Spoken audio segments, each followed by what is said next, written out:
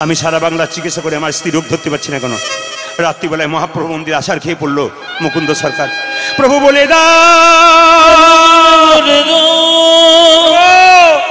আমি সারা বাংলার রোগের চিকিৎসা করছি, আমার স্ত্রী রোগ ভালো করতে পারছি না কেন? আকাশবাণী হলো, মুকুন্দ আমি যা ভেবেছিলাম তাই হয়েছে। সারা বাংলা চিকিৎসা করতে করতে তোর ভেতরে অহংকার হয়ে গেছে। মুকুন্দ সরকার কেঁদে কেঁদে বলল, প্রভু আমি ক্ষুদ্র জীব, কখন আমার অহংকার হয় আমি জানি না। সত্যি যদি আমার অহংকার হয়েছে, আমার অহংকারে পতন ঘটাও। মায়েরা, মুকুন্দ সরকারকে চিবানো পান দিল, আর সেই চিবানো পানটা তার স্ত্রীকে দিল। তার স্ত্রীর রোগ তো ভালো হলো, একটা নতুন লক্ষণ প্রকাশ করলো, তার স্ত্রীর গর্ভে সন্তান আসলো। সেই সন্তানটার নাম হলো ভক্ত রঘুনন্দন। এখন ভক্ত রঘুনন্দনের জন্ম হবে, তার আগে একটা ছোট্ট কথা বলি। মেয়েদের পেটে বাচ্চা থাকলে অনুকূল ঠাকুরজি বললেন 3টে নিয়ম পালন করতে হয়। বলবো না বাদ দিয়ে দেবো? বলুন, বলে দিই। এইদিকে মেয়েদের পেটে বাচ্চা থাকলে 3টে নিয়ম কি কি? যে মেয়ের পেটে বাচ্চা থাকবে, অনুকূল ঠাকুর বললেন তাকে স্নান করার পর প্রত্যেক দিন ভগবানের মন্দিরে প্রণাম করে বলতে হবে, হে গোবিন্দ, ছেলে হোক আর মেয়ে হোক যেন কৃষ্ণ ভক্ত সন্তান পায়। দ্বিতীয় কি? শ্রীমদ্ ভাগবত গীতা 2-4 লাইন করে পড়বেন। যদি পড়তে না পারেন তবে গীতাটা মাথায় ঠেকাবেন। আপনি শ্লোক পড়বেন, শ্লোক, কিন্তু জেনে নিন এই শ্লোক কথাটা শোক শব্দ থেকে এসছে। ওই জন্য শ্লোক ভুল পড়বেন না। যদি কেউ শ্লোক ভুল পড়েন তবে তার মহাপাতকের কাজ হয়, মহাপাপী হবেন আপনি শ্লোক যদি ভুল পড়েন। তাহলে বলবেন, প্রদীপবাবু আপনি শ্লোক পড়ছেন, এই পড়তে বলছেন, আবার বলছেন ভুল হলে পাপ হবে। হ্যাঁ, নিয়ম আছে। শ্লোক পড়বার আগে এই কথাটা বলবেন। যদি এই কথাটা বলার পর শ্লোক ভুল হয়, ক্ষতি হয় না। কি বলবেন? হরিয়ম হরিয়ম হরিয়ম 3 বার। যে কোনো শ্লোক পড়বেন তার আগে প্রণাম করে হরিয়ম হরিয়ম হরিয়ম, এইটা বলার পর শ্লোকটা পড়বেন। কেননা রামায়ণের যে শ্লোক তৈরি হয়েছে, সারস পাখি ছিল, স্ত্রী আর পুরুষ। একদিন সারস পাখিটা মরে গেল ব্যাধের হাতে। তার স্ত্রী পাখিটা হাহাকার করে কাঁদতে কাঁদতে রাস্তায় যাচ্ছে। এই সারস পাখির স্ত্রীর হাহাকার কান্না দেখে প্রথম শ্লোক তৈরি হয়েছিল। ওই জন্য শোক থেকে শ্লোক তৈরি হয়েছিল। ওই জন্য শোকের কথা ভুল করতে নাই। এই জন্য যদি ভুল হয়ে যায়, আপনি হরিওম নামটা উচ্চারণ করবেন, আপনার কাজ আছে। তৃতীয়, মায়েরা লক্ষ্য করুন, আপনি তুলসী গাছে প্রত্যেক দিন জল দেবেন। আর মন্দিরে আর কি করবেন? দান করতে শিখবেন, মনকে সরল রাখবেন।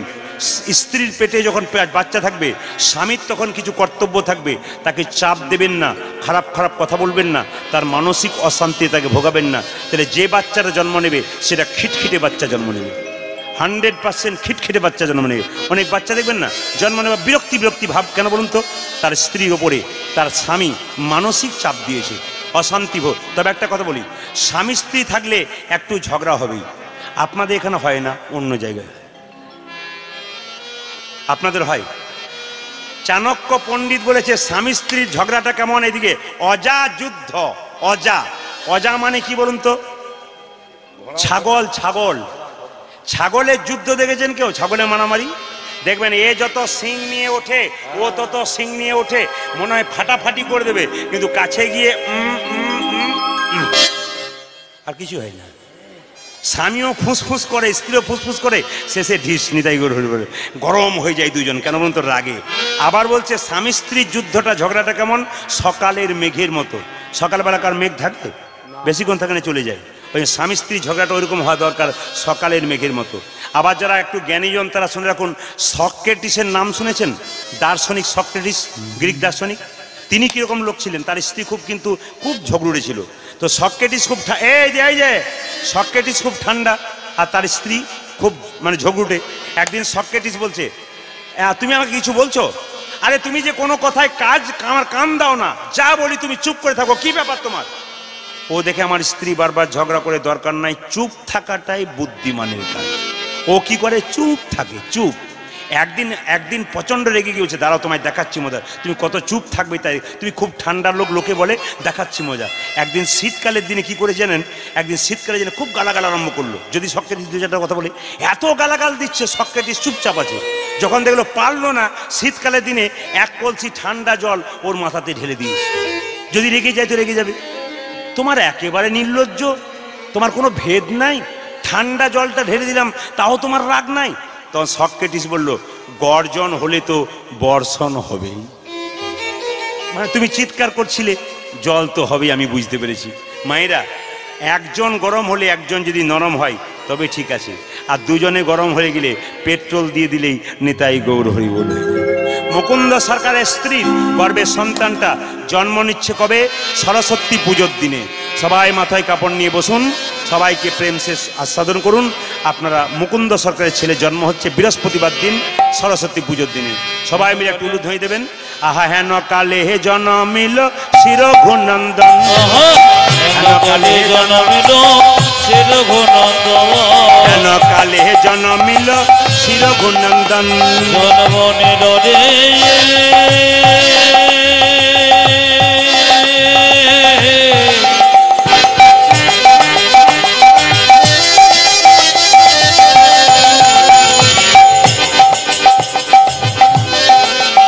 ভগত রঘুনন্দ। ধ্বনি দিন, আপনাদের বাচ্চার কৃপা হবে।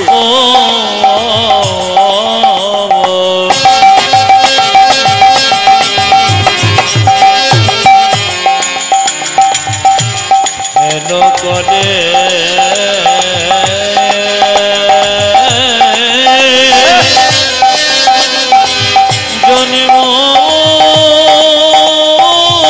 ভক্ত বাচ্চার জন্ম নিলে উলুধ্বনি দিতে হয়, মাথায় কাপড় নিতে হয়। ভক্ত বাচ্চা জন্ম জন্ম নিল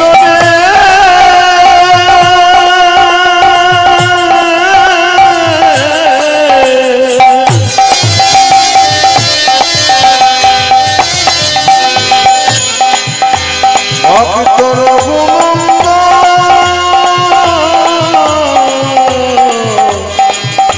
জন্ম নিল রে। ধ্বনি চলে। আজ হেন কালে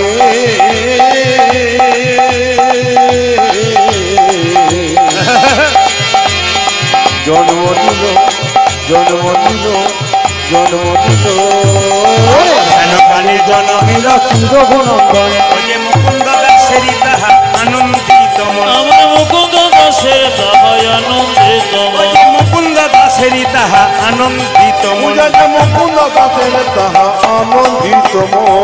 কবিরাজ, তুমি খবর পেয়েছো? আরে সরস্বতী পুজো দিনে তোমার ছেলে হয়েছে। আমার ছেলে আনন্দ ধরে না, আনন্দ ধরে না, আনন্দ ধরে না, আনন্দ ধরে না, মুকুন্দ দাসের মনে আনন্দ ধরে না, মুকুন্দ দাসের মনে আনন্দ ধরে, মুকুন্দ দাসের মনে পুত্রের বদন হেরে, মুকুন্দ দাসের মনে পুত্রের বদন হেরে, মুকুন্দ দাসের মনে পুত্রের বদন হেরে, মুকুন্দ দাসের মনে পুত্রের বদন হেরে, মুকুন্দ দাসের মনে আনন্দ ধরে না, মুকুন্দ দাসের যদি আনন্দিত, মুকুন্দ দাসের যদি আনন্দিত। আচ্ছা, একটু জোরে বলবেন। বাচ্চা জন্ম নিলে মুখে কি দেওয়া হয়? নিম পাতা। নিম পাতা না কি বলছেন? ও মধু। আচ্ছা, একজন হাত তুলে বলতে পারবেন মধু কেন দেওয়া হয়? না, যেটা আপনারা ভাবেন সেটা নয়, একবারে নয়, ভুল ধারণাটা ভেঙে দিই আপনাদের। মধু দেওয়ার নিয়ম হচ্ছে সূতিকা গৃহ থেকে বেরিয়ে, আতুর ঘর থেকে বেরিয়ে, শাস্ত্র বলছে, একটা বই আছে হিন্দু সনাতন ধর্ম কেন, হিন্দু ধর্ম কেন এবং কি, একটা বই আছে, আপনারা যদি পড়েন তাহলে বুঝতে পারবেন, সুন্দর করে তত্ত্বগুলো ব্যাখ্যা করা আছে। কি লেখা আছে তাতে? পরিষ্কার লেখা আছে যে বাচ্চার জন্ম নেবার পর মধু দেয় এই জন্যে, দেখবেন যে বাচ্চা জন্ম নিয়ে কান্নাকাটি করে না, ডাক্তারবাবু থাপ্পড় মেরে মেরে কান্না করায়। কেন বলুন তো? যে বাচ্চা জন্ম নিয়ে কান্না করে না ও বাচ্চা কিন্তু সুস্থ বাচ্চা নয়, অসুস্থ বাচ্চা। আর জন্ম নিয়ে খুব কাঁদছে, বুঝবেন সুস্থ বাচ্চা। এবারে বাচ্চার কান্না যাতে বন্ধ হয় তার জন্য একটু মধু দেওয়া হয়, বাচ্চার কান্না বন্ধ হয়। কিন্তু আতুর ঘর থেকে বেরিয়ে, সূতিকা গৃহ থেকে বেরিয়ে মধু দেওয়া হয়। আর মধু দেওয়া হয় কোন দিন? দেখবেন যেদিন তার ওই অন্নপ্রাশন হয় সেদিন একটু মুখে মধু দিতে হয়। কেন? মিষ্টি মিষ্টি কথা বলবে বলে সেদিন দেওয়া হয়। আচ্ছা, কিছু মনে করবেন না, বাচ্চাটা জন্ম নেবে, আপনার সব ওই জন্মদিন পালন করেন তো? জোরে বলুন হ্যাঁ না না। আচ্ছা, এই যে সুন্দর হ্যাঁ বলছেন, সবসময় বলবেন। আচ্ছা, আপনারা ঘিয়ের প্রদীপ জ্বালান না মোমবাতি জ্বালান? এখন তো দেখছে কীর্তন শুনতে এসছি, মোমবাতি বলে লাভ নাই, প্রদীপটা বলাই ভালো। কিন্তু তলে তলে সবার বাড়িতে সব মোমবাতি জ্বলে। আর কি কাটেন মায়েরা? কেক কাটেন। আমি একটু বুঝিয়ে দিই। আচ্ছা, এতজন শিক্ষিত ব্যক্তি এখানে দাঁড়িয়ে আছেন, একজন দাঁড়িয়ে উত্তর দিলে আমি খুব খুশি হব। একজন দাঁড়িয়ে বলুন তো, বলবো আপনার হিম্মত আছে যদি এত শিক্ষিত লোক আপনি, আপনার ছেলের জন্মদিনে আপনি কেক কাটেন কেন আর আপনি ওই মোমবাতি নেভান কেন? একজন হাত তুলে বলুন। বহু শিক্ষিত ব্যক্তি তো আছেন আপনারা, কেন করেন? কারো বলার ক্ষমতা নাই। কেন বলুন তো? আমরা তো খালি নকল করে বেড়াই, আমরা তো নিজে হিন্দু নাকি আমরা জানি না তো। দেখবেন যারা শিক্ষিত ব্যক্তি আছেন শুনে নিন, ভারতবর্ষে ইংরেজরা শাসন করত, কোন দিন ছুটি ঘোষণা করেছিল? রবিবার দিন। কেন? চার্চ গির্জাতে যাবার জন্যে। মুসলমানরা একদিন সপ্তাহে ছুটি রাখে, কোন দিন? শুক্রবার। কেন? মসজিদে যাবার জন্যে। হাত তুলে বলুন তো, হিন্দুদের কোন দিনটা ছুটি আছে? মন্দিরে যাবার জন্য। হাত তুলে বলুন দেখি কার হিম্মত আছে। আছে? মন্দিরের পাশ দিয়ে 5 বার পেরিয়ে যায়, তবে কোন জায়গাতে পৌঁছাচ্ছি আমরা ওগুলাকে ভাবুন, তারপর কীর্তন শুনবেন। আমরা কোন জায়গায় পৌঁছাচ্ছি, আমরা কোন জাতির লোক আমরা নিজেই খুঁজে পাই না। এটা করব না সেটা করব খুঁজেই পাই না। চার্চ গির্জাতে যাবার জন্য রবিবার ছুটি ঘোষণা করেছিল, আর আমাদের সরকার রবিবার ছুটি ঘোষণা করেছে, কিন্তু মানুষ কি করে? সারা সপ্তাহের কাজগুলো করে নেয়, মন্দিরে যাবার কোনো ধার ধারে না। এই দেখুন, এই 10 দিন আগে একটা জায়গায় গান করতে গেছিলাম, আর আপনাদের এলাকা নয়, ভালো এলাকা, খুব দামি এলাকা, তার নাম করব না কারণ ইউটিউব হচ্ছে, সে জানতে পারলে বলবে আমার বাড়িতে এসেছিল। তার বাড়িতে ছেলের জন্মোৎসব হচ্ছে, আমাকে বলছে প্রদীপবাবু চলুন, আমার ছেলের একটু জন্মদিন হচ্ছে, একটু প্রসাদ প্রসাদ পেয়ে আসবেন। আমি গেলাম, আমাদের গ্রামে গান হচ্ছে, আমি গেলাম, বসলাম, দেখছি একটা মোমবাতি জ্বালিয়ে সে কেকটাকে রেখেছে, ছেলেগুলো সব জড়ো হয়েছে, আর মোমবাতি জ্বালিয়ে বলছে হ্যাপি বার্থডে টু ইউ। ফুস।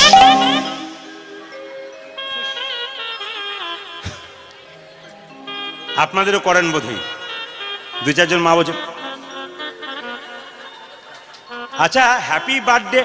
আমি আবার জিজ্ঞেস করলাম, কেকটা কাটা হলো, তারপর ভদ্রলোককে ডেকে, উনি ইঞ্জিনিয়ার, কিন্তু ভদ্রলোক ইঞ্জিনিয়ার, খুব জ্ঞানী, বিখ্যাত লোক, ডাকলাম। আচ্ছা দাদা, কিছু মনে করবেন না, আমার তো সন্দেহ। বলে কি? আমি বললাম আমার জানতে ইচ্ছে করে যে ওই মোমবাতিটা জ্বালালেন কেন আর কেকটা কাটলেন কেন? তো উনি বলছে আর বলবেন না, সব পাশের ঘরে করে বলি সব করছেন। মানে উনিও এত জ্ঞানী লোক, উনিও জানেন না যে এটা সনাতন ধর্মের নিয়ম নয়। আপনি মোমবাতি জ্বালান আর কেক কাটুন, কোনো অসুবিধা নেই। কেন বলুন তো? আপনি যদি না কাটেন তাহলে বলবেন এসব সেকেলে লোকেরা।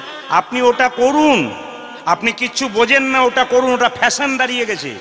কিন্তু আপনি আসল কাজটা করুন। সনাতন ধর্ম বলল ছেলের জন্মদিনে একটা ঘিয়ের প্রদীপ ভগবানের মন্দিরে জ্বালাও। ওই প্রদীপটা নিভিয়ে দিও না। কেন? ঘিয়ের প্রদীপটা জ্বালিয়ে ভগবানের কাছে প্রার্থনা করো, ঘিয়ের প্রদীপ যেন জল জল করে জ্বলছে, আমার ছেলের জীবন প্রদীপ যেন দীর্ঘদিন ধরে জল জল করে জ্বলে। ভগবানের মন্দিরে পায়েস পরমান্ন দিয়ে, একটা তুলসী পত্র দিয়ে ভগবানের চরণে দিয়ে, কোনো বৈষ্ণবকে সেই প্রসাদটা একটু পাইয়ে দিয়ে মহাপ্রসাদ তৈরি করে সেই প্রসাদটা 5টা ছেলেকে দিন, 5টা ভক্তকে দিন, দেখবেন আপনার ছেলের আয়ু তো বাড়বে, আপনার ছেলের মঙ্গল হবে। আচ্ছা বলুন তো মা, আপনার ছেলে শুভ কাজে যাচ্ছে, ডিম খেয়ে যায়? জোরে বলুন। কেকের মধ্যে কি থাকে সব জানা আছে? সব জানা আছে? সবই জানেন, কিন্তু কিছু করার নাই। লোকে করে, যে আমিও করি। ডিমে কোনোদিন উপকার হয়? হ্যাঁ, কিছু মনে করবেন না। কেক কাটছেন, শুভ কাজের ডিম ব্যবহার করছেন, অশুভ না শুভ আপনারা বিচার করুন, আমি বেশি বলবো না। বেশি বললে অনেকের আবার গায়ে লেগে যাবে যে আমরা করি, কিন্তু আমি যুক্তি দেখাতে চাই কেন করছেন, কি জন্যে করছেন, বিচার করে করবেন। প্রত্যেকটি আসরে বলি, যেখানে 10,000 15,000 মানুষ থাকে, সেখানে বলি এতজন ভদ্রলোক এসছেন, হাত তুলে বলুন কে মোমবাতি নেভান, আর মোমবাতি নেভান কেন, কেক কাটেন কেন? কারো মুখে উত্তর দেওয়ার ক্ষমতা নেই। কেন বলুন তো? ওরা করছে, আমরাও করছি। আমরা নিজেই জানি না আমরা কি করছি, কেন করছি, এইটা জানা দরকার আছে। এই জন্য সবাই লক্ষ্য করুন মায়েরা, মুকুন্দ সরকারের ছেলে যখন জন্ম নিল, বলল মধু তো কেনা নেই, তখন একজন বলল এক কাজ করো, লোকের ঘর থেকে মধু এনে তো ছেলেকে দে। বলছে না না, লোকের ঘর থেকে মধু এনে মধু শোধ করতে না পারলে তার বাড়িতে পরের জন্মে কুকুর হয়ে জন্ম নিতে হয়। দরকার নেই, আমি কি করবো জানো, দুই কানে শোনাইল মধুর হরিনা, দুই কানে শোনাইল মধুর হরিনা, দুই কানে শোনাইল মধুর হরিনা, দুই কানে শোনাইল মধুর হরিনা, হরিনামে শোনালো মধুর হরিনামে শোনালো, হরিনামে শোনালো মধুর হরিনামে শোনালো, সংসারের কথা শোনার আগে হরিনামে শোনালো, সংসারের কথা শোনার আগে হরিনামে শোনালো, সংসারের কথা শোনার আগে হরিনামে শোনালো, সংসারের কথা শোনার আগে হরিনামে শোনালো, নামময় দেহ হলো হরিনাম শোনালো, দেহ হলো হরি কথা শোনালো, নামময় দেহ হলো হরিনাম শোনালো, নামময় দেহ হলো হরিনাম শোনালো। কি পুজোর দিনে বাচ্চারা জন্ম নিল জোরে বলুন? লক্ষ্মী পুজো, সরস্বতী পুজো। আচ্ছা মায়েরা, সরস্বতী পুজো জন্ম নিল, মা সরস্বতীকে বললো কেঁদে কেঁদে তার বাবা মুকুন্দ, কি আশীর্বাদে করো মা, আশীর্বাদে করো মা, আশীর্বাদে করো মা, আশীর্বাদে করো মা। আমরা কি বলি, ডাক্তার হোক, ইঞ্জিনিয়ার হোক, মাস্টার হোক, আর তিনি কি বলেন, আশীর্বাদে করো মা, আশীর্বাদে করো মা, আশীর্বাদে করো মা। কি যেন ভাগবতে পড়তে পারে, আশীর্বাদ করো মা, ভাগবতে পড়তে পারে, আশীর্বাদ করো মা, সংকীর্তন গাইতে পারে, আশীর্বাদ করো মা, সংকীর্তন গাইতে পারে, আশীর্বাদ করো মা, ভাগবত পড়তে পারে, আশীর্বাদ করো মা, ভাগবত পড়তে পারে, আশীর্বাদ করো মা, সংকীর্তন গাইতে পারে, হরি হরি হরি বলে, ভাগবত বলতে পারে, হরি হরি হরি বলে, সংকীর্তন গাইতে পারে, হরি হরি হরি বলে, ভাগবত বলতে পারে, হরি হরি হরি বলে, সংকীর্তন গাইতে পারে, হরি হরি হরি বলে, আশীর্বাদ করো মা, দুই কানে শোনাইল মধুর হরিনা, দুই কানে শোনাইল মধুর হরিনা। আচ্ছা বাবা, কিছু মনে করবেন না, ছেলে বড় হলে মা বাবাকে ভাত দেয় না? না, জোরে বলুন। দু চারজন মা বলছে একবার দেখবেন কি হয়। তো কেন ছেলে বড় হলে মা বাবাকে ভাত দেয় না? আমার দিকে তাকান, এইদিকে তাকান। আসলে ছেলে যখন কোলে থাকে, আপনার লক্ষ্য করবেন আমার দিকে, ছেলের মাথাটা কোন দিকে থাকে, এই দিকে না নিচের দিকে? জোরে বলুন। ওপর দিকে না নিচের দিকে? মায়েরা বলুন। ওপর দিকে। আর পাগুলো কোন দিকে থাকে? এই দিকে। দেখবেন ছেলে যে ভাত দেবে না তার সিগন্যাল কিন্তু আপনাকে দেয়। কি করে দেয়? মা যখন কোলে করে নেয় তখন কি বলে, খোকা তুই বড় হবি। মাথা নড়ায় না পা নড়ায় বলুন তো? পাটা নয়, হব মা। দেখবেন, খোকা তুই বড় হবি, হব মা। তুই চাকরি করবি, করব মা। তুই বিয়ে করবি, তোকে বলতে হবে না। তারপর তুই বড় হবি, আমি বুড়ো হব, তোর কাছে বসে বসে খাবো। বাচ্চা বলে সেটি হবে না। না না, ওইটা যাতে না হয়, ভবিষ্যৎ খারাপ না হয়, তার জন্য কী করবেন, আমি একটা নিয়ম আপনাদের বলে দিই। মুকুন্দ সরকারের স্ত্রী এই গানটা গাইছিল। এই গানটা গাইতে গাইতে আলাদা গান গাইছে, আপনারাও গাইবেন। যেমন বাচ্চা ছেলে যখন ঘুম পাড়ান তখন আপনারা গান গান না, ওই গানটার মধ্যে একটু হরিনামের শিক্ষা দিয়ে যাবো। নারকেল যেমন দেখতে শক্ত, তার ভেতরে শ্বাস জল আছে, আপনাদের শিক্ষা দিয়ে যায়। এই যে বাচ্চাকে ঘুম পাড়াচ্ছেন কীভাবে, ছেলে ঘুমলো, ছেলে ঘুমলো করেন না, এর মধ্যে তত্ত্ব দেখাবো আমি আপনাদের। ছেলে ঘুমলো, ছেলে ঘুমলো, পারা জোরলো, পারা জোরলো, পর গিয়েলো দেশে দেশে, বল বলিতে ধান খেয়েছে, খাজনা দেব কিসে কিসে কিসে, হরি বল। ছেলে ঘুমলো, পারা জোরলো, পর গিয়েলো দেশে, বল বলিতে ধান খেয়েছে, খাজনা দেব কিসে। এত রাত্রি হলে তো ঘুম নয়, খালি সারা রাত্রি জেগে থাকবো তোর জন্যে। তারপর মারে না, আপনারা মারেন না, আপনারা খুব আদর করেন। ছেলে ঘুমলো, পাড়া জুড়লো, কি এলো দেশে, বল বলিতে ধান খেয়েছে, খাজনা দেব কিসে। আরে ছেলে ঘুমালো, পাড়া জুড়ালো, এলো দেশে,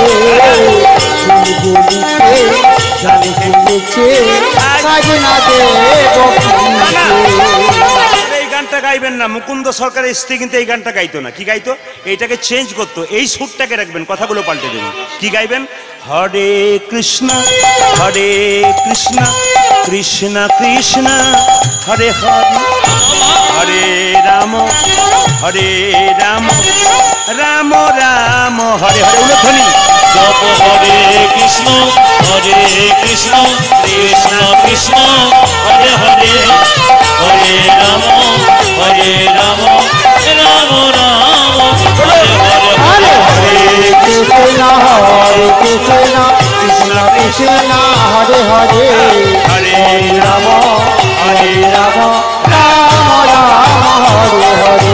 যে ছেলেটি জন্ম নিল তার নাম ভক্ত রঘুনন্দন। পূর্বজন্মে উনি ছিলেন কামদেব মদন। আচ্ছা একটা কথা, আপনাদের বাড়িতে আমের শখা টাঙান না? জোরে বলুন হ্যাঁ না না।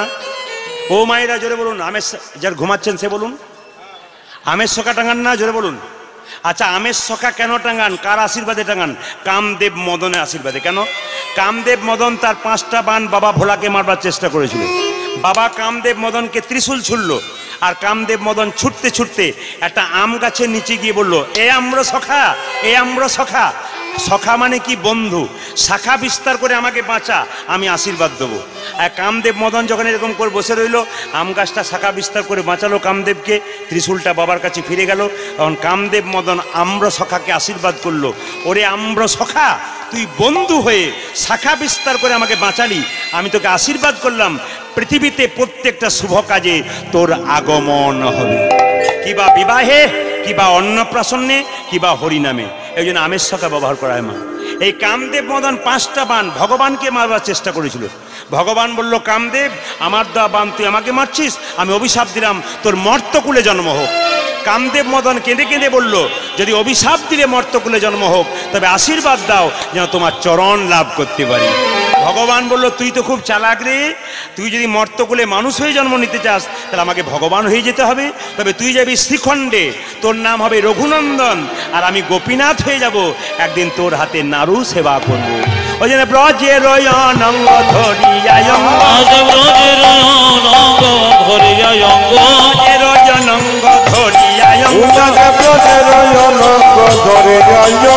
গৌরে আওলা গৌর সঙ্গ, গৌরে গৌর সঙ্গ, আওলা গৌর সঙ্গ, আমার গৌরে আমার গৌর সঙ্গ, ভকতি ভূষণ ভগত বেশ, ভগত ভূষণ ভগত বেশ, ভকতি ভূষণ ভগত বেশ, ভগতি ভূষণ ভগত বেশ, লীলায় মহিলা আপন বেশ, মহিলা আপন বেশ, লীলায় মহিলা আপন বেশ, আমার লীলায় মহিলা আপন বেশ, রাতুল চরণে রাতুল পাই, রাতুল চরণ রাতুল পাই, রাতুল চরণে রাতুল পাই, আমার রাতুল চরণে রাতুল পাই, এখর শরণে লইনু তাই, আমার শেখর শরণে রইনু তাই, শরণে নিলাম, শরণে নিলাম, শরণে নিলাম, শরণে নিলাম, রঘুনন্দনে শ্রীচরণে শরণে নিলাম, রঘুনন্দ শ্রীচরণে শরণে নিলাম, রঘুনন্দনে শ্রীচরণে হরি হরি হরি ভক্ত রঘুনন্দ শ্রীচরণে হরি হরি হরি হরি রঘুনন্দ শ্রীচরণে হরি হরি হরি হরি রঘুনন্দ শ্রীচরণে হরি হরি হরি হরে রঘুনন্দ শ্রীচরণে জোরে বলুন রাধা রানী কি। আমি একটু জোরে শুনতে চাই, রাধা রানী কি। মানে অনেক রাত্রিতে গান আরম্ভ হয়েছে তো, অনেকে বলছে রাধা রানী কি জয়। কি দুঃখ, রাধা রানী কি। ওই জন্য বলছি আমরা তাড়াতাড়ি করুন, নইলে 2-4 জন মাকে দেখতে পাচ্ছি। রাধা রানী কি। আপনাদের আসরে অপরাধ নেবেন না, আপনাদের আসরে একটা জিনিস দেখলাম। আমি কিন্তু বারবার বলেছিলাম একটু সকাল সকাল আরম্ভ করবেন, তবে মেদিনীপুরের মাটিতে গান, প্রত্যেকটা এলাকাতে মাটিতে গান, অধিক রাত্রি হলেই দেখবেন ভক্তদের একটু কষ্ট হয়।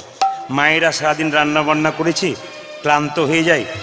আর বাবাদের তো কিছু মনে করবেন না, ওরা তো সারাদিন সকাল থেকে কাজে ব্যস্ত হয়। যারা কৃষ্ণ ভক্ত হয় তারা কিন্তু, আমি দেখতে পাচ্ছি যারা কৃষ্ণ ভক্ত মানুষ, আমি একবার চোখ দিয়ে তাকালে বুঝে নেব কোনগুলো পাকা কোনগুলো কাঁচা। কারণ আমার যখন চোখ ঘুরছে তখন যে দাঁড়িয়ে আছে ওই দাঁড়ানোর মধ্যেও দেখতে পাবো যারা কীর্তন শুনছে কোনগুলো পাকা। ঘন্টা 3 দাঁড়িয়ে আছে কিন্তু চুপচাপ দাঁড়িয়ে আছে কেন বলুন তো? আপনারা বসেছেন কিন্তু একই রকম দাঁড়িয়েছে কেন? ওগুলো পাকা। আর কাঁচা কোনগুলো? শ্রোতা হচ্ছে 3 প্রকার।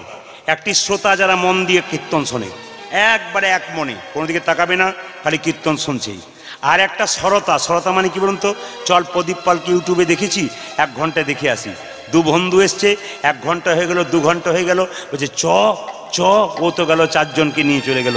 এরা সরতা, এটা আপনাদের এখানে নাই। আর সৌতা কে বলুন তো? এই দেখুন, এইদিক সৌতা কে বলুন তো? তবে বাবাদের যে সুবিধা নাই, মায়েদের সেই সুবিধাটা আছে। কোন সুবিধা বলুন তো? দেখবেন বাবাদের যদি ঘুম আসে কোনো উপায় নাই, উঠতে হয়। আর মায়েদের যদি ঘুম আসে, তাহলে যে মায়েরা খুব চালাক পাটি হয় তারা দেখবেন ঘুম এলে জীবনে মাথায় কাপড় নেয় না, সেই দিন দেখবেন পাশের মেয়েটা বলছে, দিদি তুমি ঘুমোচ্ছ বলে ঘুমোয় নাই, ধ্যান করে করেছি। এমন ধ্যান করো না যে লম্বা হয়ে তুলে নিয়ে যেতে হবে। এইদিকে আপনারা শুনতে পাচ্ছেন তো?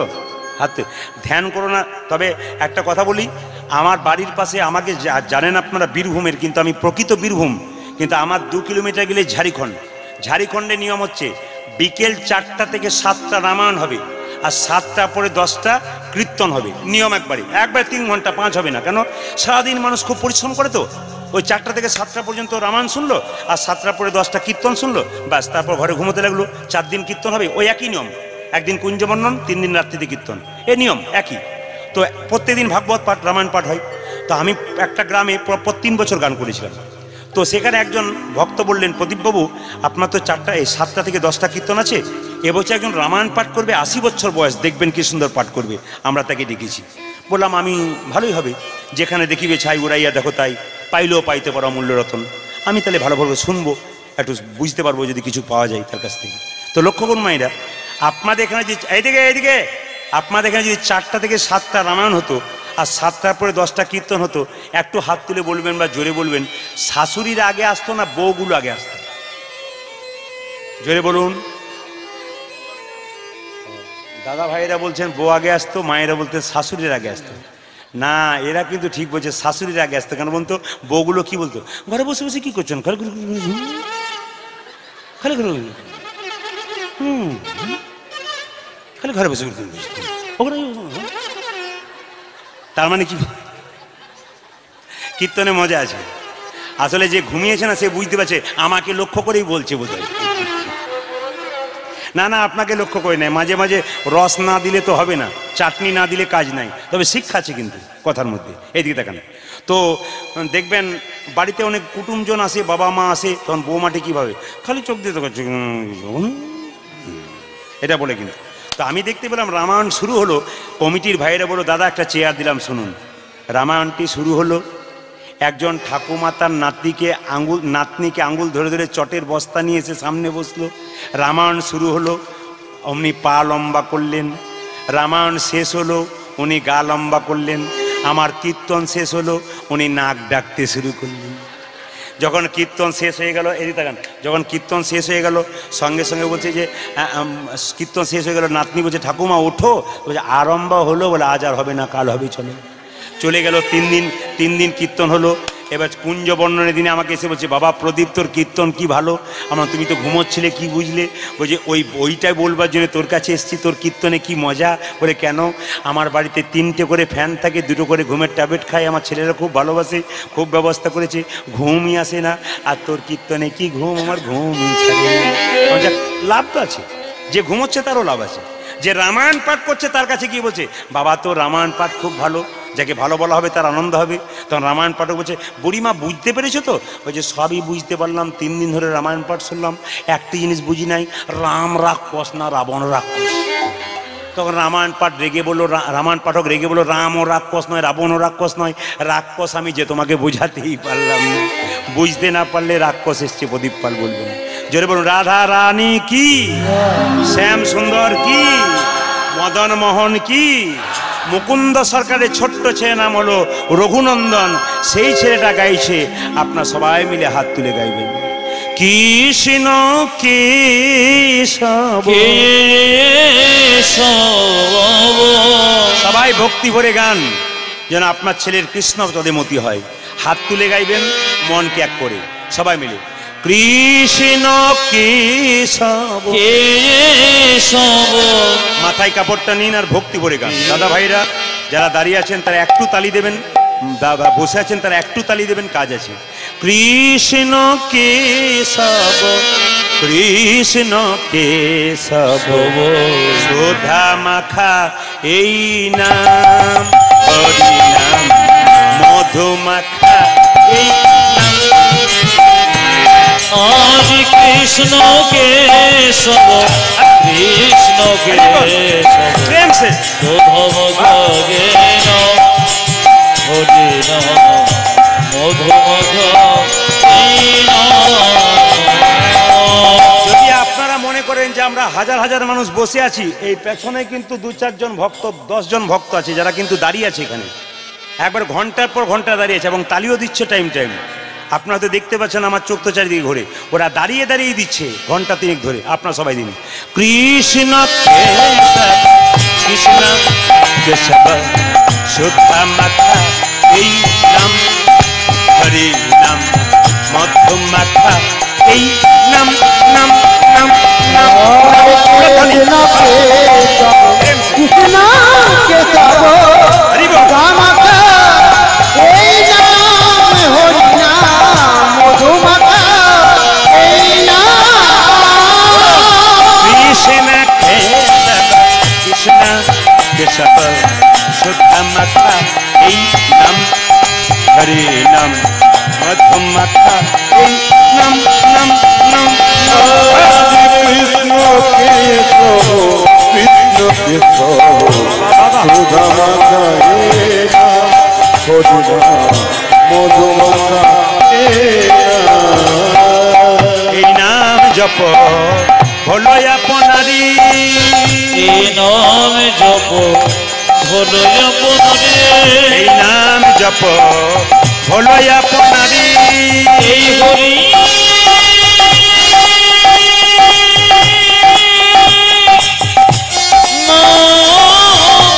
উলধ্বনি উলধ্বনি।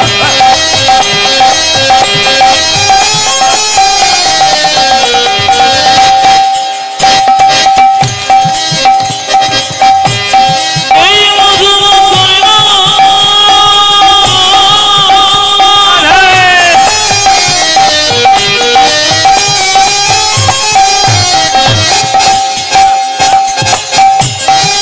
এই নাম গো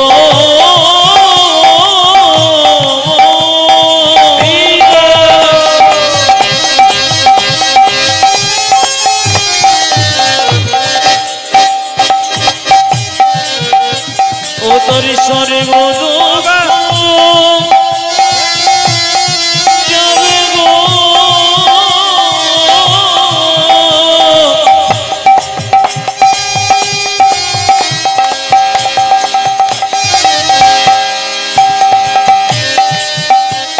যাবে গো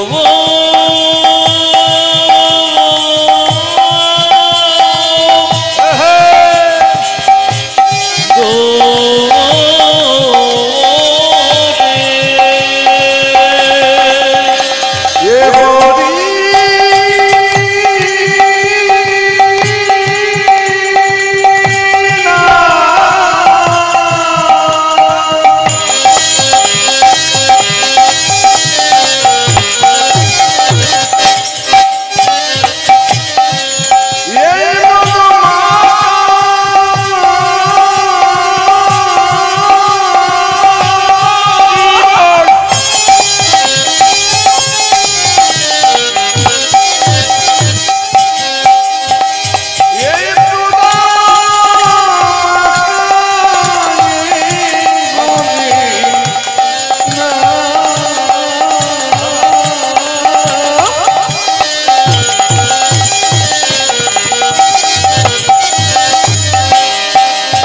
এই নামে দেবা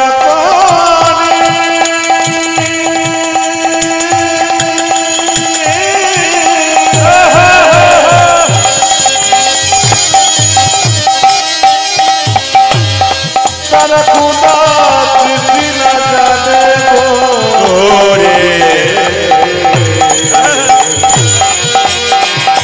এই মধুমাখা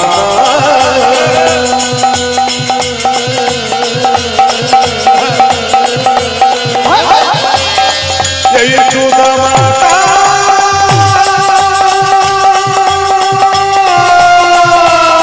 হরি নাম হরি নাম মধুমাখা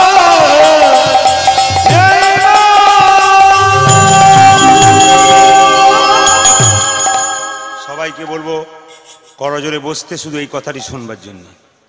কুরুক্ষেত্রের যুদ্ধে কৃষ্ণ যতক্ষণ রথে ছিল, রথটা ভালো ছিল, রথ থেকে কৃষ্ণ নেমে গেল, রথটা দাউ দাউ করে চলে গেল।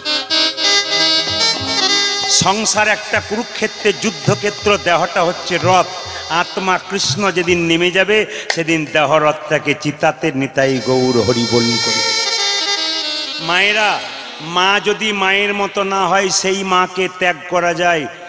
কে ত্যাগ করেছিল? কৈকেয়ীকে ভরত 14 বছর মা বলে নাই, রামকে বনে পাঠিয়েছিল বলে। বাবা যদি বাবার মতো না হয় সেই বাবাকে ত্যাগ করা যায়। কে ত্যাগ করেছিল? হিরণ্যকশিপুকে ভক্ত প্রহ্লাদ ত্যাগ করেছিল। গুরু যদি গুরুর মতো না হয় সেই গুরুকে ত্যাগ করা যায়। গুরুকে ত্যাগ করেছিল কে? শুক্রাচার্যকে ত্যাগ করেছিল বলি রাজা। আপনাদের কাছে নিবেদন রইল, গুরুর মন্ত্র নেবার পর গুরুর কাছে শান্তি না পেলে আপনি গুরু চেঞ্জ করতে পারেন। যেমন কোনো ডাক্তার দেখাচ্ছেন, বারবার দেখাচ্ছেন, রোগ সারছে না, আপনি যেমন ডাক্তার চেঞ্জ করতে পারেন। আপনার মানসিক শান্তি আসছে না গুরুর কাছে এলে, গুরু শুধু চাওয়া পাওয়াই রয়ে যাচ্ছে, আপনি গুরুত্ব চেঞ্জ করতে পারেন। এটা কিন্তু মাথায় রাখবেন। তবে গুরুর কথা যখন এলো, আমি ছোট্ট করে আপনাদের বলে দিই, রামকৃষ্ণ দেব বলেছে দু রকমের গুরু আছে, একটা জাত গুরু, একটা ঢোঁড়া গুরু। এই যে একটা জাত গুরু, একটা ঢোঁড়া গুরু। মন দিয়ে শুনবেন যে যেখানে বসে আছেন। একটা জাত গুরু, একটা ঢোঁড়া গুরু। আমি বুঝিয়ে দিই জাত গুরু কারা। রামকৃষ্ণ দেবের একটা ভাগ্নে ছিল, তার নাম হৃদয়। তো সেই হৃদয় একদিন বলে উঠছে, ও মামা তুমি আমায় ডাকছো? বলে হ্যাঁ। এ ঋদু। কি ভাগ্নে? হৃদয়কে ঋদু বলতো। এ ঋদু। কি মামা? ভাগ্নের মাথা খারাপ। কি মামা? জেনে বলছে কি মামা? আরে জলের গাড়ুটা নিয়ে আই তো, পায়খানায় যাব। জঙ্গলে অন্ধকারে যাচ্ছে দুজনে, আগে যাচ্ছে রামকৃষ্ণ, পেছনে যাচ্ছে কে না ওই ঋদু। হঠাৎ দেখছে বনে জঙ্গলের ভেতরে প্যাঁক প্যাঁক প্যাঁক। মামা ওই জঙ্গলের ভেতরে প্যাঁক প্যাঁক কি করছে? তখন বলছে ওরে সাপে ব্যাং ধরেছে। ও মামা একবার দেখলে হয় না? ঠাকুর বললো ওদের কাজ ওদের করতে দে, আমাদের কাজ আমাদের করতে চল। রামকৃষ্ণদেব যখন পায়খানা থেকে ফিরছে ঋদুর সঙ্গে, আধ ঘন্টা 40 মিনিট পর, তখন এসে ঋদু বলছে ও মামা আবার বোধহয় অন্য সাপে ব্যাং ধরেছে, প্যাঁক প্যাঁক।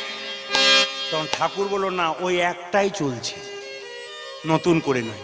বলে কি করে বুঝলে? ওটা জাত সাপ নয় রে, ঢোঁড়া সাপ। ঋতু বললো এই জন্য তোমার উপর খুব রাগ হয়ে যায়। বলে কেন?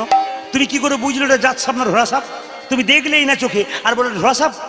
বলছে শোন, ওটা যদি জাত সাপ হতো না, একবার কামড় দিত, ট্যাঁ করেই ফ্যাঁ হয়ে যেত ব্যাং। আর ঢোঁড়া সাপ বলে সাপটারও যত জ্বালা বেটা গিলতে পারে না, আর ব্যাংটারও তত জ্বালা বেটা মরে না।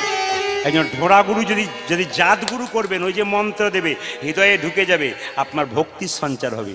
আর ঢোঁড়া গুরু যদি করবেন, ও খালি এসে মাসে মাসে বলবে তোর গুরু মায়ের কোমরে ব্যথা, আমার হাঁটু মাথা, কিছু ব্যবস্থা করে দে। আপনি একে জ্বালাই ভুগছেন, তারপর জ্বালাতে শুরু করেছে। আপনারও যত জ্বালা, ওরও তত জ্বালা। তবে বলে রাখি, মন্ত্র শুধু এদিকে, মন্ত্র শুধু নিলে হবে না, আপনাকে জব করতে হবে। জব যদি না করেন তাহলে ঠকবেন। আপনার বাচ্চা ছেলেকে স্কুলে ভর্তি করেছেন, আমাদের মাস্টার মাসে হোম টাস্ক দিয়েছে, যদি কাজগুলো ঠিক করে তাহলে বুদ্ধিমান মতো পরীক্ষা দেবে, আর কাজ না করলে পরীক্ষায় ফেল করবে। আপনাকে গুরুদেব দিয়েছে, আপনাকে ভজন করতে হবে। একটা প্রমাণ দেখুন, একটা ছেলে গুরুদেবের কাছে গিয়ে বলল আমি মন্ত্র নেব। গুরুদেব বলল 12 বছর আমার কাছে থাক। বলে কেন?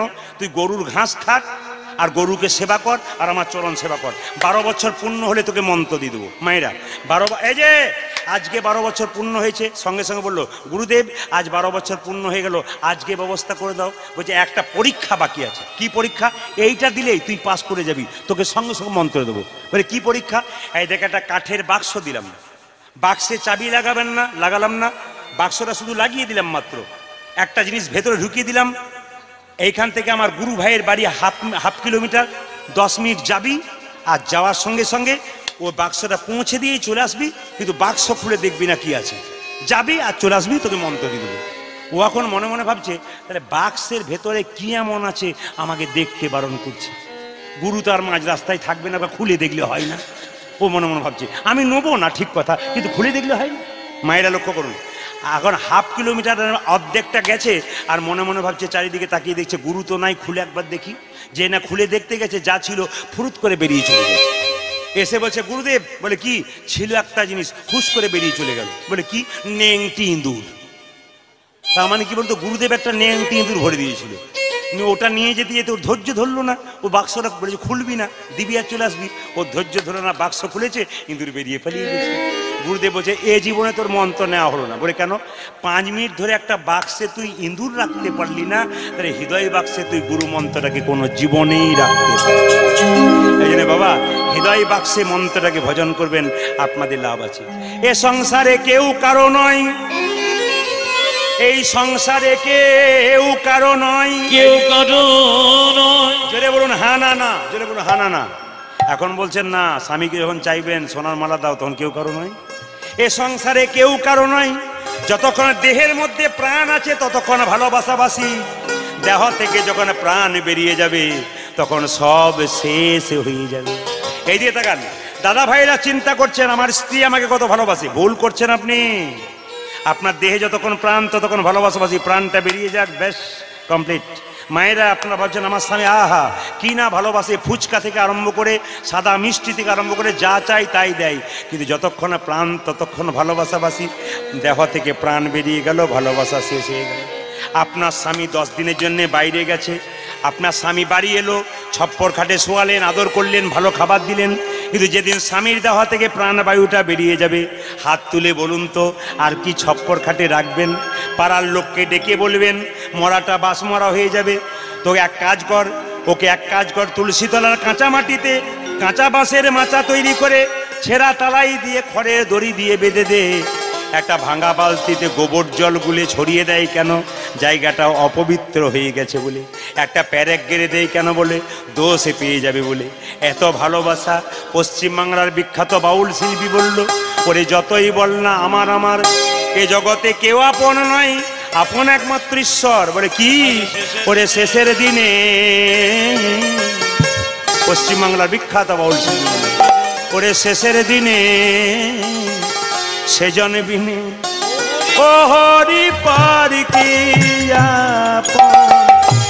হবে হবে রে উলধ্বনি, উলধ্বনি।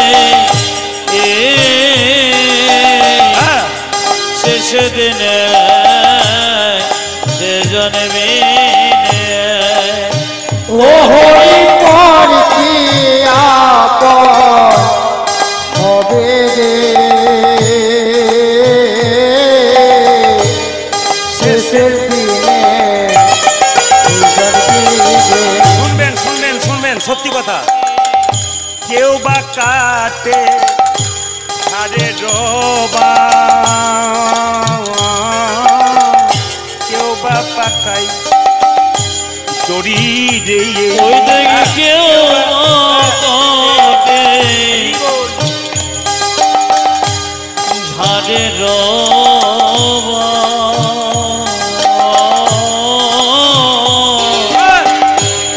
কেউ বা পাকাই সত্য কথা ঘটবে। কেউ বা কাটে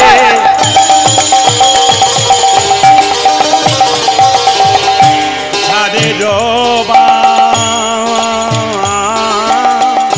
কেউ বা পাকাই দড়ি দিয়ে, কেউ বা কাটে ঝড়ে রবা, কেউ বা পাকায় দড়ি রে। আবার চাকা কাহারে কাঁধে নিয়ে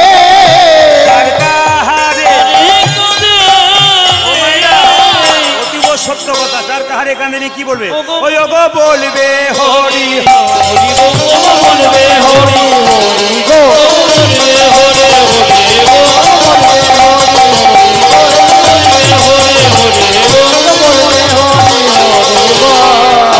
শেষে দিনে যারা যারা কীর্তন শুনছেন তাদের জন্য বলবো, কেউ যদি মারা যায় সংসারে, স্বামী স্ত্রী, স্ত্রী মারা গেলে স্বামী কিছুদিনের জন্য কাঁদে, আর স্বামী মারা গেলে স্ত্রী কিছুদিনের জন্য কাঁদে। কিন্তু ছেলে যদি মারা যায়, মেয়ে যদি মারা যায়, চিরকাল কাঁদে কে? মার বাবা। কি সুন্দর লিখলেন দেখুন, ওগো মা কাঁদিবে বাবা বাছা, কাঁদে ভাই রে আমার মনে রে বাবা বাছা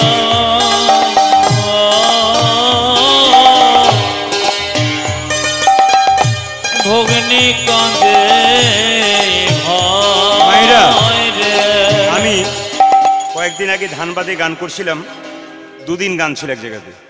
তো প্রথম দিন যখন গানে বেরোচ্ছি, যার বাড়িতে বাসা সেই মাসিমা দরজায় বসে আছে, দূরে কীর্তন হচ্ছে, যাচ্ছে না। ভাবলাম শরীর খারাপ গেল না। দ্বিতীয় দিন যখন আবার দেখছি দরজায় বসে আছে, বাড়ির সবাই যাচ্ছে কীর্তনে আসরে, কিন্তু উনি যাচ্ছেন না। আমি জিজ্ঞেস করলাম, মাসিমা কিছু মনে করবেন না, বাড়ির সবাই কীর্তন শুনতে যাচ্ছে, আপনি কেন যাচ্ছেন না? সবাই দরজা বন্ধ করে যাচ্ছে, আপনি যাচ্ছেন না, ঘর আগলাচ্ছেন? তিনি বলেন, না বাবা, আসলে আমি ওই জায়গাতে যেতে পারি না। করে কেন? আমার দুটি মাত্র ছেলে, যেটাকে দেখছো ওটা বড় ছেলে, একটা ছোট ছেলে ছিল 5 বছরের। যেখানে আমাদের গান হচ্ছে কীর্তন, পুরনো একটা দেওয়াল ছিল, ওখানে খেলা করছিল, সেটা দেওয়ালটা চাপা পড়ে মারা গেছে। সেই দিন থেকে ওইদিকে আমি তাকাতে পারি না, ওইখানে আমি যেতে পারি না।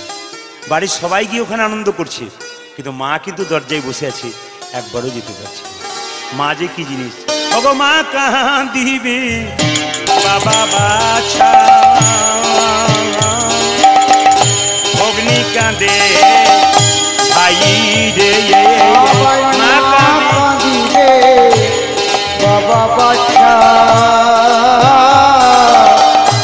ভগ্নি কাঁদে ভাই রে। আবার ঘরে রমণী কাঁদে কেহ না রে আমার মরতে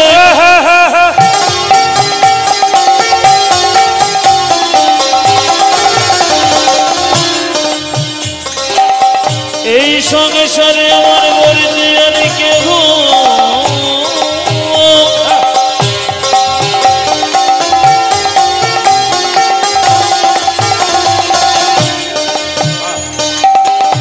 আর কেহ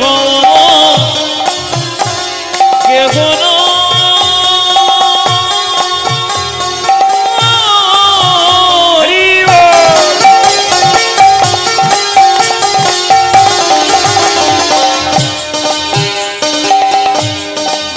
আমার মরতে আর কেহ কেহ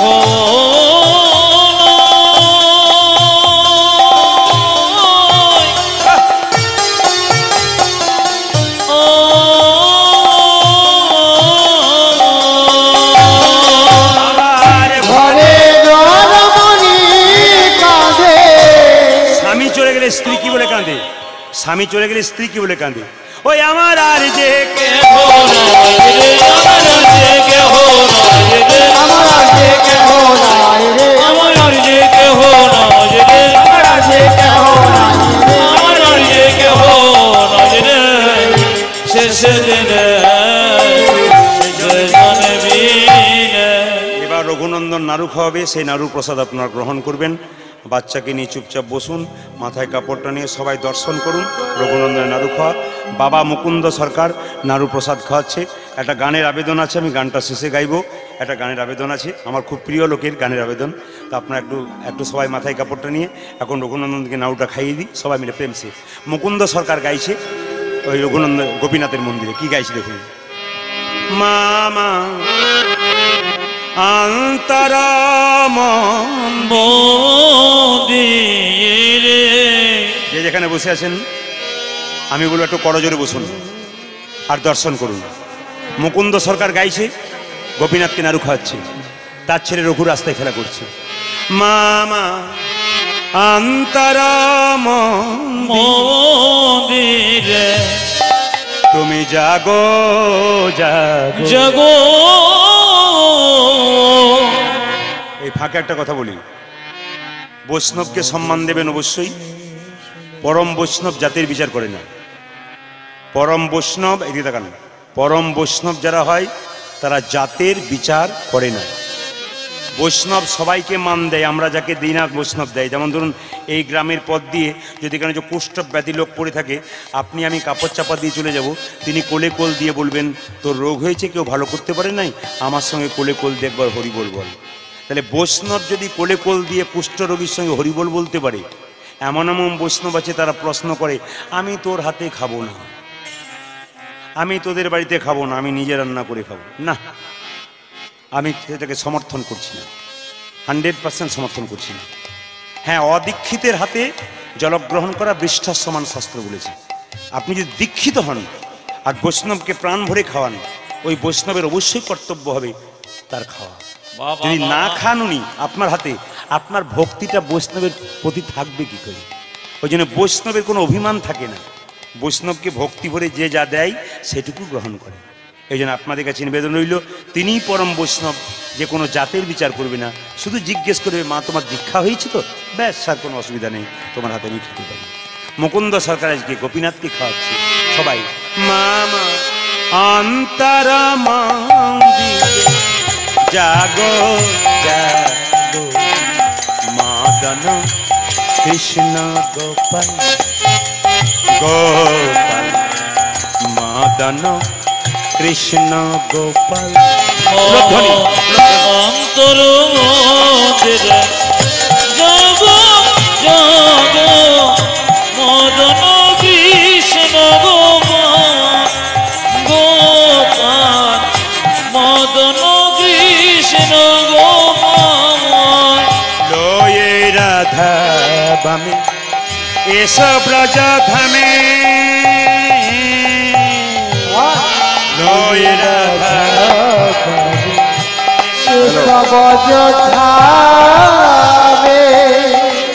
লয়ে রাধা বামে এসব ব্রজ ধামে। উলধ্বনি মায়েরা, উলধ্বনি।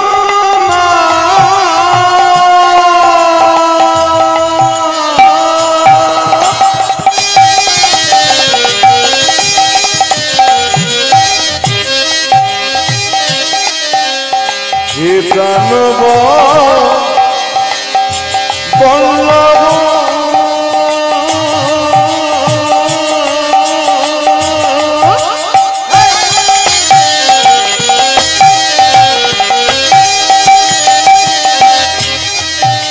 হে প্রাণ বল্লভ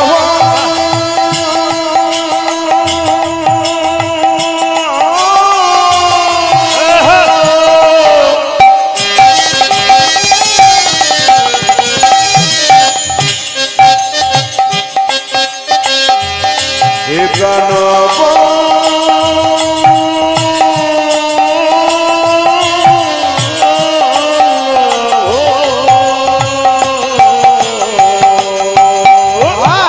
লয়ে রাধা এসো এসো গিরি হরিলা, মদন কৃষ্ণ গোপাল। অন্তর জয় জগ মদন কৃষ্ণ গোপাল গোপাল, মদন কৃষ্ণ গোপাল। ময়ন্তর মন্দিরে যাবো যাবো, মদন কৃষ্ণ গোপাল গোপাল, মদন কৃষ্ণ গোপাল। কবিরা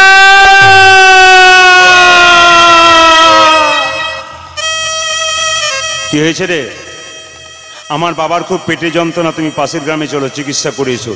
আমি গোপীনাথের পায়ে তুলসী পত্র দিয়ে এসে দেবো, আর তুই পিছু ডাকলি কেন? আমার মা মারা গেছে, আমার বাবা নাই পৃথিবীতে, আমার মা ছাড়া কেউ, বাবা ছাড়া কেউ নাই, বাবা যদি মরে যায় সব চলে যাবে। আমি ছোট্ট করে শুধু একটা নিবেদন করে যাব, যে যেখানে বসে আছেন, যে যেখানে দাঁড়িয়ে আছেন, এই নাড়ু প্রসাদ গ্রহণ করবার আগে সবার কাছে একটা নিবেদন। এই নাড়ু প্রসাদ শুধু বাচ্চাকে খাওয়াবেন তা নয়, যারা অসুস্থ ব্যক্তি বাড়িতে খুব কষ্ট পাচ্ছে তাদেরকে খাওয়াবেন। প্রতি সপ্তাহে বৃহস্পতিবার বাড়িতে অশান্তি চলছে খুব জোর, আপনি এক কাজ করুন, এই বাতাসাটা নিয়ে গিয়ে প্রত্যেক বৃহস্পতিবার তুলসী গাছের নিচে গুঁড়ি করে ভেঙে দেবেন, প্রতিদিন জল দেবেন তুলসী গাছে। বাড়ির প্রত্যেকে 1 বছরের মধ্যে শান্তি শৃঙ্খলা ফিরবে, যদি ভক্তি করে করতে পারেন। মনকে ভক্তিতে আপ্লুত করুন, আপনার কৃষ্ণ কৃপা হবে। যেই না বলেছে আমার বাবা ছাড়া কেউ নাই পৃথিবীতে, আমার মা নেই, আমার বাবা ছাড়া কেউ নাই, বাবা যদি মরে যায় আমার সব চলে যাবে। আমি শুধুমাত্র যারা এতক্ষণ ধরে কীর্তন শুনলেন দাঁড়িয়ে দাঁড়িয়ে এত রাত্রি পর্যন্ত, আমি জানি, আমি আগে বললাম আজকে আসাম থেকে এসেছি, অনেক সারা রাত্রি জেগে সেই ফ্লাইটে ভোরবেলায় ফ্লাইট ধরেছি। তারপর আমি গণেশদার বাড়িতে এসেছি, এই সরস্বতী হোটেল, তার বাড়িতে আছি আমি। এবং তিনি খুব ভালো মানুষ, খুব সেবা শুশ্রূষা করেন। এই ডান দিকে একজন বসে আছেন, ইনি প্রথম আমাকে এখানে দেখিয়েছিলেন, জহরদা। একটি ছেলে বসে আছে, খুব পরিচিতি, আপনারাও অনেকে আমাদের পরিচিত আছি। আপনাদের এলাকার একটা ছেলে আমার সঙ্গে মাঝে মাঝে যায়, নিতাই চন্দ্র, দেখতে পাচ্ছেন তো, জয় নিতাই। এই ছেলেটি আপনাদের এলাকার ছেলে, এখানে গান করতে গেলে এই ছেলেটি এখানে আসে, ও কীর্তন গানও শিখছে। আপনাদের কাছে নিবেদন রইল, মন দিয়ে শ্রবণ করবেন এই কথাগুলো। কেউকে ভজন করুন আর না করুন, দুজনকে ভজন করবেন, একটি বাবা একটি মা। কৃষ্ণ ভজন করার দরকার নেই, ওই দুজনকে ভজন করলে কাজ হবে। এই দুজনকে ভজন করলে আপনার সব কাজ কমপ্লিট। কেন বলুন তো? অষ্টমীর দিনে উপবাস করেছেন, নিজের মা বাবা খেতে পাচ্ছে না, আর মাটির প্রতিমাকে আপনি পুষ্পাঞ্জলি দিচ্ছেন। মাটির প্রতিমা দুর্গা যেন বলতে চাই, মাটির প্রতিমা পুজিস রে তুই, আগে ঘরের মা বাবাকে তুই। পৃথিবীতে কোনো লাভ হবে না যদি আপনার, হ্যাঁ, এই যে ছেলেদের একটা তালি, মায়েদের একটা তালি, এতে আমার খুশি, এই জন্যে ভেতরে ঢুকছে। মায়ের একটা কথা বলে আপনাদের, মেয়ে আসতে, বাচ্চাদের শব্দ বন্ধ করুন। মেয়েদের দুটো কুল রক্ষা করতে, একটা বাপের কুল, একটা শ্বশুর কুল। কোনো মেয়ে সংসারে খারাপ ব্যবহার করলে ও ভাবে আমি রানী সেজে বসে আছি, কিন্তু পাড়ার লোক কি বলা বলি করে জানেন? মেয়েটার স্বভাব এত খারাপ কেন বলতো? ওর বাবার বংশটা খুব খারাপ। আপনি বাবার যদি মান সম্মান বজায় রাখতে চান, সংসারে ভালো ব্যবহার করুন। আর আপনি বাবা যদি মান সম্মান নষ্ট করতে চান, লোকে বলবে মেয়েটা এত খারাপ কেন বলতো? ওর বাবার বংশটা খারাপ বলে। আর ভালো যদি হন, কি বলবে? ওর বাবার বংশটা ভালো বলে মেয়েটা এত ভালো। বাবার বংশকে রক্ষা, বাবার বদনাম কেউ চায়? তা বাবার বদনাম যদি চান তাহলে ভালো ব্যবহার করবেন না, আর বাবার যদি নাম চান তাহলে আপনি ভালো ব্যবহার করবেন। এটা কিন্তু নিবেদন রইল। তবে একটা কথা আপনাদেরকে বলে রাখি, আপনি কাঁদালে আপনাকে কাঁদতে হবে। যেমন কয়েকদিন আগে একজন বয়স্ক মা আমার কাছে এসে বলছে, প্রদীপ তুমি তো সব জায়গায় মায়ের কথা বলো, আমার কথা একটু বলবে। বলে কেন? আমার 3টে ছেলে, একটা ইঞ্জিনিয়ার, ডাক্তার, একটা মাস্টার। বিশ্বাস করো কেউ দেখেও না, ফোন করে খবরও নেয় না, আমি কি খাচ্ছি তার খবরই নাই। কি করে জন্ম দিলাম, কেন জন্ম দিলাম আমি, আপনি বলুন। তখন আমি একটা কথা ওকে জিজ্ঞেস করলাম, আচ্ছা মাসিমা কিছু মনে করবেন না, একটা কথা উত্তর আপনাকে দিতে হবে। বলে কি? আপনি পেছনের দিকটা চিন্তা করেছেন? পেছনের দিক মানে আপনি যখন কম বয়স ছিল, আপনি আপনার শ্বশুর শাশুড়িকে দিয়েছিলেন তো? আর কোনো কথা নেই, একবারে চুপ। বললাম কি ব্যাপার, চুপ করেছেন কেন? বাবা ওই জন্যই বোধহয় ফল ভোগ করছি গো। ওই বয়স্ক মাটা সেদিন হাজার হাজার লোকের সামনে কথাটা বলে গেল যে আমি করি নাই বলে ফল ভোগ পাচ্ছি। আজকে যারা কম বয়সে রক্তের গরমে করছেন, আপনার যখন বয়স হবে, ছেলে যখন বড় হবে, আপনাকে ঘাট ধরে ঘর থেকে বের করবে, সেদিন আপনি পেছন দিকে তাকিয়ে দেখবেন আপনার দোষ আছে বলে আপনিও কষ্ট ভোগ করতে পারবেন।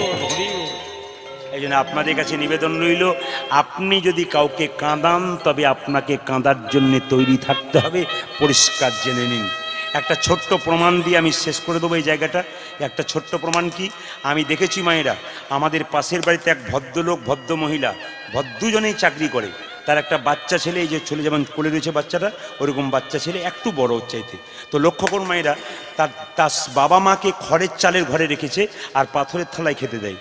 আর স্বামী স্ত্রী চাকরি করে বলে কাঁসার থালায় খায়, ছপ্পর খাটে শুয়ে থাকে। আর তার শ্বশুর শাশুড়িকে, মানে ছেলেটি তার বাবা মাকে আর মেয়েটি তার শ্বশুর শাশুড়ি কী করে না, একবারে খড়ের ঘরে একটা ছোট্ট কুঁড়ে ঘরে রাখে আর দুটো পাথরের থালা করে দিয়েছে, খাবারটা দিয়ে দেয়।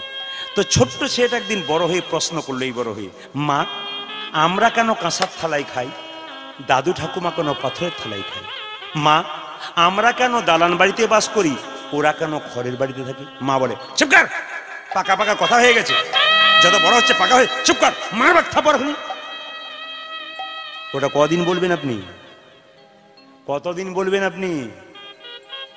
আপনার পাওয়ার আছে বলে বাচ্চাটাকে দাবি দিলেন, যখন বড় হবে, 21 বছর বয়স হবে, তখন আপনার তো অনেক বয়স হয়ে যাবে, তখন আপনাকে প্রশ্নটা ঘুরিয়ে করবে, আপনি উত্তর দিতে পারবেন? ওই ছেলে কলকাতায় পড়াশোনা করতে গেল একটু বড় হয়ে, যখন 21 বছর পর দুর্গাপুজোর দিনে এসেছে, দাদু দেখবেন, মায়েরা কিছু মনে করবেন না, দাদা ভাইরা, বাবারা দেখবেন, টাকার চাইতে টাকার সুদটা বেশি মিষ্টি লাগে। দেখবেন আপনাকে আপনার বৌমা ছেলে খেতে দেয় না, কিন্তু আপনার নাতি নাতনি দোকান থেকে কিনে এনে বলে, দাদু তুমি সারাদিন খাও নাই, এই দেখো তোমার জন্য বিস্কুট এনে দিয়েছি। এটা যে বিরাট জিনিস, আপনি দেবেন না কিন্তু এই শেকড়টা দিয়ে দেবে। কেন বলুন তো? ওটার দারুণ কাজ আছে। একটা ছোট্ট কথা আপনাদের বলে যাই, সেই ছেলেটা 21 বছর যখন পরজন এলো বাড়িতে, তখন দেখলো দাদু ঠাকুমা খড়ের ঘরে, অনেক বয়স হয়ে গেছে, থালা দুটো ধুয়ে নিতে পারে না পরিষ্কার করে। কাছে গিয়ে বলল, দাদু আমি তো বহুদিন বাইরে ছিলাম, পাথরের থালায় খাও কেন? তুমি খড়ের ঘরে থাকো কেন, দালান ঘরে থাকতে পারো না? সব দুঃখের কথা কি করে নাতিকে বলবে, কষ্ট পাবে।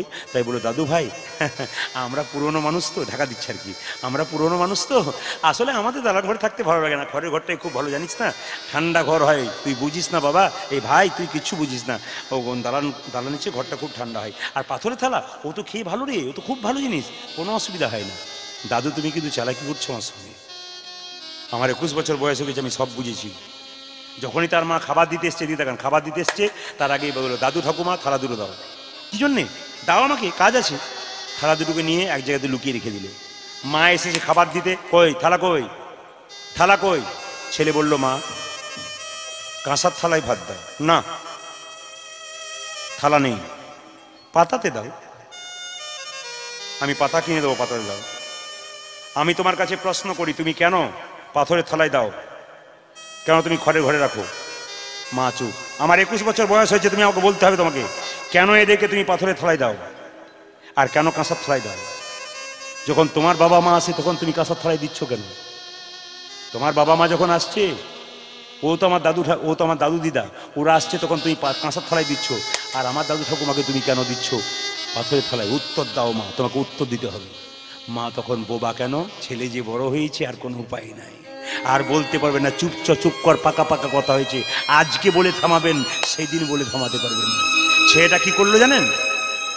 দাদু ঠাকুমা বলল এনে দে ভাই, এনে দে। কি? পাথরের থালা দুটো এনে দে।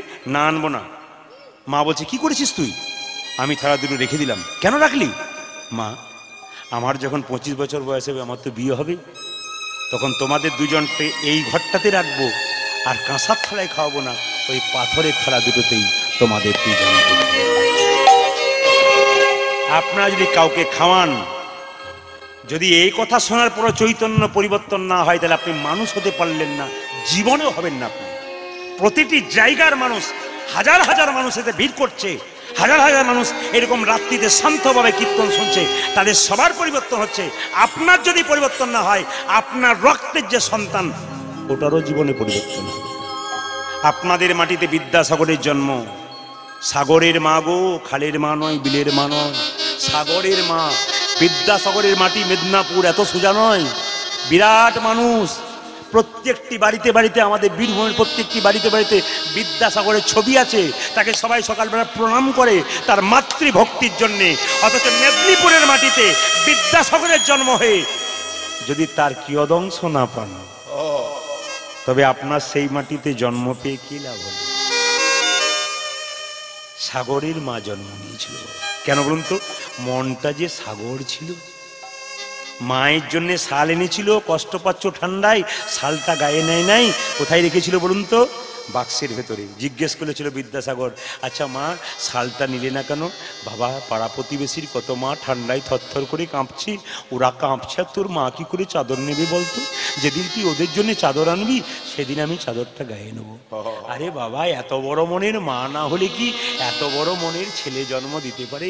আপনি স্বার্থপর মা হবেন তো স্বার্থপর বাচ্চা জন্ম দেবেন। আপনি বড় মনের মা হবেন, আপনি অনেক বড় সন্তানের মা হতে পারবেন। আপনাদের কাছে নিবেদন রইল। ছোট্ট রঘুনন্দনকে বলল, আজকে তুই পুজোটা কর। বাবা আমি মন্ত্র জানি না। মন্তর মন্তর মন্তর, শুদ্ধ মন যদি থাকে, মন্ত্রের কি দরকার? মাকে বললো, মা এক থালা নাড়ু দাও তো। মা বললো, কি করবি? পুজো করবো। আরে তুই মন্ত্র জানিস? আরে আমার বাবা বলেছে মন্ত্রের দরকার হয় না, ভক্ত প্রহ্লাদ ধুবের হাতে ভগবান খেয়েছে, খাবে না মানে আমার হাতে? ছোট্ট রঘুনন্দনকে এক থালা নাড়ু দিয়ে মা বলছে তোরা যা, মা বলছে তোরা যা খুশি তাই করগে যা। ছোট্ট রঘুনন্দন মন্দিরে গিয়ে বলছে, ও গো গোপীনাথ ঘনশ্যাম, ভগবান সব সইতে পারে, চোখের জল সইতে পারে না। রঘুনন্দন কেঁদে কেঁদে বলছে, ও গো গোপীনাথ, তুমি বাবার হাতে এত নাড়ু খাও, কিন্তু আমার হাতে যদি একটা নাড়ু না খাও, তবে যে তোমার নামের কলঙ্ক হবে।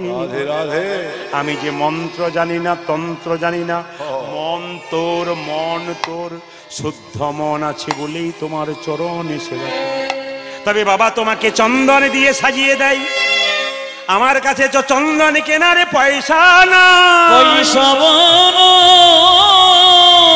আমার কাছে গঙ্গা জল নয়, আমার কাছে তুলসী পাতা নয়, তুলসী পাতা নয়, নাই বা রইল গঙ্গার জল,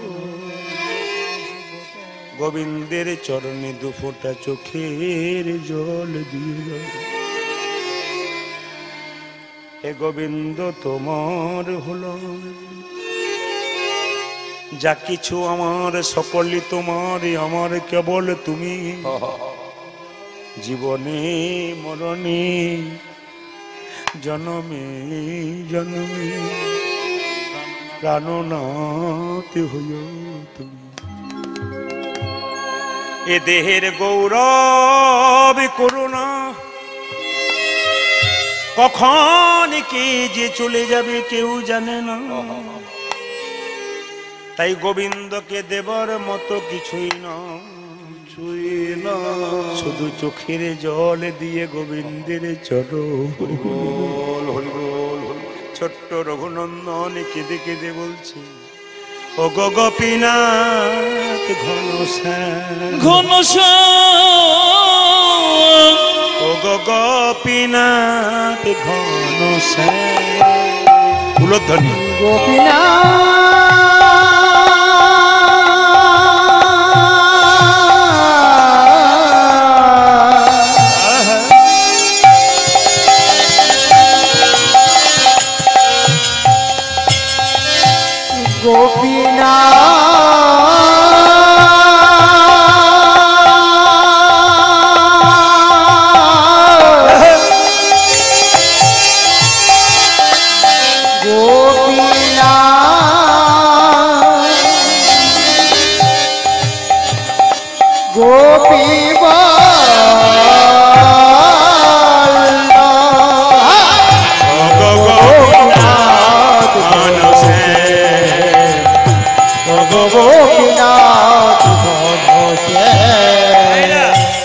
রঘুনন্দন যখন গোপীনাথকে নাড়ু খাচ্ছে, বয়স কত জানেন? 5 বছর। ও বুঝেছি তুমি নাড়ু খাচ্ছ না কেন, দরজাটা হাঁ করে খোলা আছে বলে তোমার লজ্জা করছে। আচ্ছা বাবা, দরজাটাকে বন্ধ করে দিলাম। আচ্ছা ঠিক আছে, এবার তোমার হাতের বাঁশিতে অসুবিধা হচ্ছে, আচ্ছা বাঁশিটাকে খুলে দিলাম। মাথার চূড়াতে অসুবিধা হচ্ছে, চূড়াটাকে খুলে দিলাম। এবার নাড়ু খাও। পাথরের গোপীনাথ যখন নাড়ু খাচ্ছে না, তখন বলছে তুমি নাকি ভক্ত প্রহ্লাদের হাতে গেছো, ধুবের হাতে গিয়েছো, আর যদি আমার হাতে নাড়ু না খাও বাবা আমাকে মিথ্যাবাদী বলবে। ছোট্ট রঘুনন্দন পাথরের গোপীনাথের পায়ে ছোট্ট করে মাথা ঠুকছে, গোপীনাথ গোপীনাথ গোপীনাথ। রক্ত আর চোখের জলে মন্দির ভেসে যাচ্ছে। ভগবান মনে মনে ভাবছে, রঘুরে রঘুরে, লোকে আমায় সোনার থালায় রূপোর থালায় পায়েস দেয়, আমি তাই গ্রহণ করে নি। তুই রক্ত আর চোখের জলে আমার মন্দির ভিজিয়ে দিলি। আমি যদি একটা নাড়ু না খাই তবে যে গীতাতে প্রতিজ্ঞা রাখতে পারবো। আমি যে গীতায় প্রতিজ্ঞা করেছি, পত্রং পুষ্পং ফলং তয়ং যৌমে ভক্ত ব্রজচ্ছতি তদহম পরিহিতমাস্মানি প্রতাত্মনি। যে আমায় যেমন ভাবে ভালোবাসি আমি তাকে তেমন ভাবে ভালোবাসি। পেছন থেকে পাথর গোপীনাথ হাত বাড়িয়ে বলল, রঘুনন্দন নারদে রঘুনন্দন নারদে রঘুনন্দন নারদে রঘুনন্দন নারদে।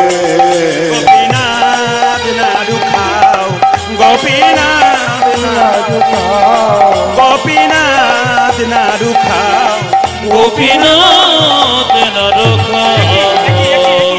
রঘুনন্দন বলছে, কি সবাই প্রতিদিন এত নাড়ু খাও না, আজকে নাড়ু তুমি এত নাড়ু খাচ্ছ কেন? গোপীনাথ কেঁদে কেঁদে বলছে, সবাই আমায় ডাকে রে রঘু, তোর মতো এমন করে চোখের জলে ভেসে কেউ ডাকে না। চোখে জলে ভেসে কেউ ডাকে না, চোখের জলে ভেসে কেউ ডাকে আমায় চোখের জলে ভেসে কেউ ডাকে ডাকে। মনতে তন্তে সবাই ডাকে, চোখের জলে ভেসে কেউ ডাকে এমন চোখে জলে ভেসে কেউ ডাকে না,